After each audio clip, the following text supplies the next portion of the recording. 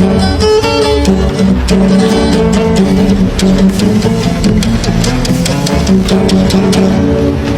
magandang araw po sa inyong lahat mga minamahal ko mga kababayan. Muli nandito na naman po yung lingkod Epifanio Labrador dito po sa ating programang Reaction Mo, Birad Ako.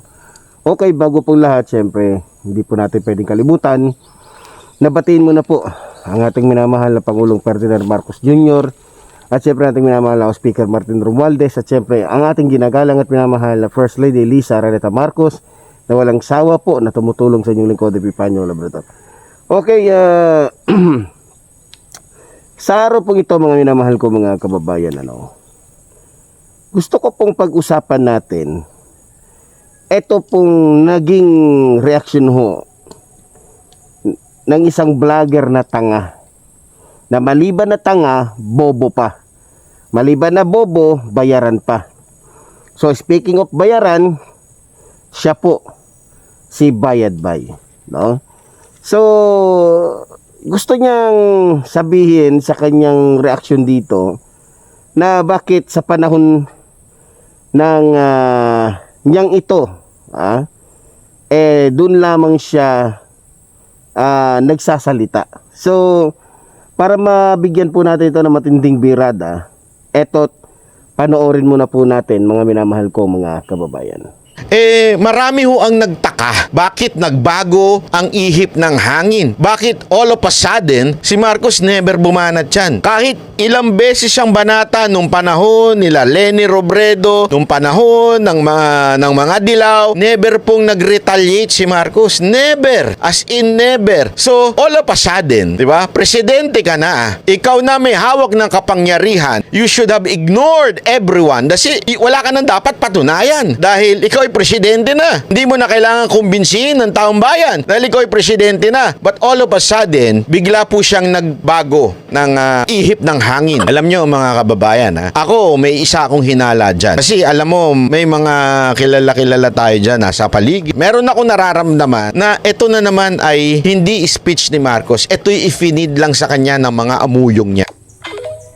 So yun mga minamahal ko mga kababayan, So, nung panahon daw ni yung ginagalang natin na Vice President Leni Robredo, no? At nung iba pa, tinitira daw si Pangulong Ferdinand Marcos Jr. noon ng mga dilawan, na banggit pa nga niya. Never daw na nagsalita o may pinalabas na mga anumang mga detalye itong ating mahal na Pangulo. Bakit daw ngayon? Para daw nagbago ang ihip ng hangin. Sa nakikita ko po dito mga minamahal ko mga kababayan, may gusto siyang palabasin dito. Unang-una, ang nakikita kong gusto niyang palabasin dito, na nagiging defensive ang ating mahal na Pangulo. Parang gusto niyang palabasin na tila kaya nagsasalita ang ating mahal na Pangulo dahil nabubuking na siya. Kaya siya nagsasalita dahil naiipit na siya. So yan ang gusto niyang palabasin mga minamahal ko mga kababayan. At yan talaga ang gusto nilang ipalabas. Para nang sa ganun, alam naman natin na ang trabaho ng mga vloggers na yan, o ng mga vlogger na yan, katulad ni Bayadbay, sirain yung mga kalaban ng kanyang mga amo. So kaninong tao ba to? Kay Duterte at kay Kibuloy na manyakis na pastor. Ngayon, sabi niya, nagbago daw ang ihip ng hangin dahil sumasagot na daw ngayon ang ating mahal na Pangulo. Samantalang wala naman daw siya na dapat nang patunayan na dahil presidente na siya at nasa kanya na ang pinakamataas na kapangyarihan. Ngayon, para maintindihan ninyo mga minamahal ko mga kababayan, kung ipagpalagay na natin na tinitira siya noon ng ating minamahal at ginagalang na Vice President Leni Robredo at ng iba pa, o ng mga dilawan, kasi sabi niya mga dilawan daw, wala pong brutal na sinabi o walang brutal na hakbang na ginawa si Vice President Leni Robredo. Kung maalala ninyo, kahit balikan pa ninyo yan, ibang-iba po doon sa mga ginawa at sinabi po nitong kanilang amo na si Sara Bulate na mas kilala na ngayong Mary Grace Piatos. 'Di ba? Paano ko nasabi? Unang-una, hindi po naglabas ng pagbabanta o pananalita na pagbabanta ang ating minamahal at ginagalang na Vice President Leni Robredo. Isa po 'yun sa malaking kaibahan. Pangalawa, hindi po sila gumawa ng mga hakbang na mga rally-rally para lamang siraan ang ating mahal na Pangulo. Noong mga panahon na yun, bagamat siya ay hindi pa presidente. Diba? So, kaya po nagsalita ang ating mahal na Pangulo. Kaya po siya umaksyon, kaya siya naglabas na ng kanyang saloobin. Dahil kahit kanino naman, sa iyo man, sa akin, o kahit kanino gawin o sabihin yung mga pinahayag ni Sara Duterte, talagang magpapakita ka ng reaksyon. Dahil hindi na po biro at hindi basta-basta komento na lamang ang ipinalabas o pinapakita ng ating mga kalaban. Brutalan na po. Biro mo ba naman? Sa dami-dami ng ginawa ni Sara, napagbigyan ng ating mahal na Pangulo, yung ginawa ni Sara na pagbabanta, yung kesyo masarap daw pugutan ng ulo, kesyo ganito, ganyan, kesyo itatapon yung bangkay ng ama ng ating mahal na Pangulo doon sa West Philippine Sea. Napagbigyan yun Pero yung pagbantaan na mismo, yung buhay ng mga buhay, katulad ng buhay ng ating House Speaker Martin Romualdez, minamahal na First Lady Lisa Araneta Marcos, at lalo na yung buhay ng ating mahal na Pangulo. Hindi po biro yon.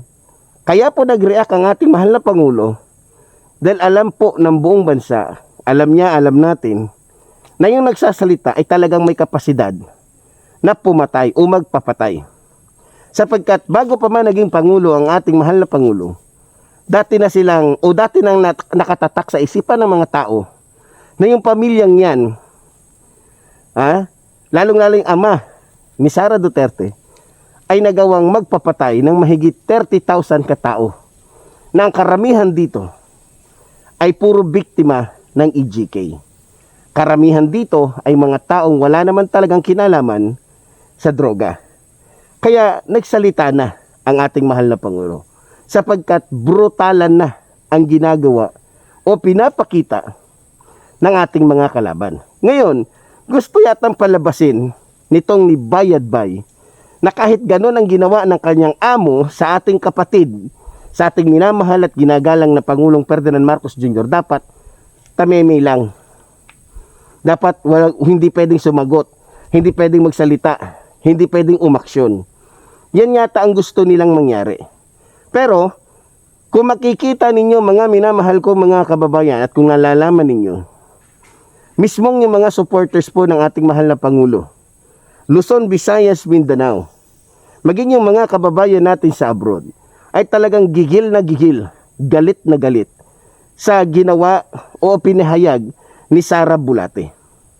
Kaya nga, sa ayat gustuhin man at hindi ng ating mahal na Pangulo na gawin yun, maraming mga Pilipino ang gihikayat sa kanya na kumilos na sapagkat mahal ng mga Pilipino ang ating mahal na Pangulo, na kung saan sa loob ng 3 taon na siya ay nanungkulan bilang Pangulo ng ating bansa, wala po siyang ibang inisip kundi ang kapakanan, kaligtasan, kaunlaran, katahimikan ng bansang ito. Ngayon, mga minamahal ko mga kababayan, sa tingin nyo, tama ba ang ginawa ng ating mahal na Pangulo o hindi? Pero kung ako po ang inyong tatanungin at kukunin nyo ang opinion ko dito, dapat lamang po at nararapat lamang po yung ginawa ng ating mahal na Pangulo. Sapagkat kung patuloy siyang mananahimik, patuloy po siyang bubulihin, patuloy po siyang mamaliitin ng ating mga kalaban. Kung maaalala nyo, nitong mga nakaraan, bago nagsalita ang ating mahal na Pangulo, bago siya nagpahayag, bago siya naglabas na kanya sa loobin, ano ang tingin sa kanya? Ano ang gustong ipalabas ng ating mga kalaban, lalong-lalo na ng pamilyang Duterte? Na mahinang klase daw, weak leader. Kanino ba nanggaling yung salita na yun? Hindi ba't sa mga Duterte? Weak leader, mahina daw. So ngayon, na-challenge po ang ating mahal na Pangulo. Kasi namimihasa na sila eh. Hindi sila pinapatulan. Doon pa lang sa paggawa-gawa nila ng istorya na adik ang ating mahal na Pangulo. Sa paggawa nila ng video na kunyari sumisimhot ng droga ang ating mahal na Pangulo. Doon pa lang mga minamahal kong mga kababayan. Brutal na yon, pero nanahimik lang po ang ating mahal na Pangulo. Idinaan niya sa tamang proseso, idinaan niya sa mahinhin, idinaan niya sa tamang pananalita, dinaan niya sa magandang mensahe ang ating mga kalaban sa likod ng kanilang mga ginagawang katarantaduhan, kahayupan, o pangaharas sa ating mahal na Pangulo. Pero hindi sila tumigil. Hindi sila tumigil, sa halip, mas lalo pa. Kumbaga parang lalo pang nagpakita ng kanilang mga kahayupan. Alam niyo mga minamahal kong mga kababayan, kung maaalala ninyo yung pelikula ni FPJ na anong title na napupuno din ng salop. Di ba? So, lahat tayo, lahat ng ating pagtitimpi, lahat ng ating kabaitan ay may hangganan. So nakita nyo naman, para sa akin, sobra-sobra na nga yung binibigay ng ating mahal na Pangulo na pagtitimpi sa kanila. Kaya kung nagsalita man ang ating mahal na Pangulo, malaki at sapat na ang kanyang dahilan para magbigay siya ng reaksyon laban sa ating mga kalaban o aksyon laban sa mga taong nagmamaliit sa kanya. Kaya sa'yo bayad bay, isa lang sasabihin ko sa'yo, hindi na ako magtataka kung bakit tanga at bobo ka. Dahil unang-una, bayad ka. Swak na swak lang yung pangalan mong bayad bay dahil yun ka. 'Di ba? Mano ka eh, kumbaga magaling ka talagang dumipensa, magaling kang umano sa mga amo mo. Kahit halatang halata na hindi na tama ang kanilang ginagawa. Yes, sasabihin, ako si Labrador, ako si ganito, si ganyan, nabayaran. Sana nga, nang sa ganon ay hindi na ako magtitiis pa na mamundok. Tumira sa isang bundok na nagtitiis na kinakagat ng lamok. Kung ako po ay nagpapabayad. 'Di ba? At kung ano man ang natatanggap kong tulong, yan po ay tulong mula sa mga taong nakakaunawa, naiintindihan ang ating pinaglalaban. Kaya sa mga kababayan po natin, para sa akin, tama po ang ginagawa ng ating mahal na Pangulo ngayon. Kailangan ipakita niya na siya ay anak ng isang napakagiting at matapang na sundalo at Pangulo ng ating bansa na walang iba kundi si Pangulong Ferdinand Marcos Sr. Kaya sa araw po ito, muli po tulad po ng sinasabi ng lingkod, mabuhay po ang ating inang bayan, mabuhay po nagmamahal sa ating inang bayan. Maraming salamat po.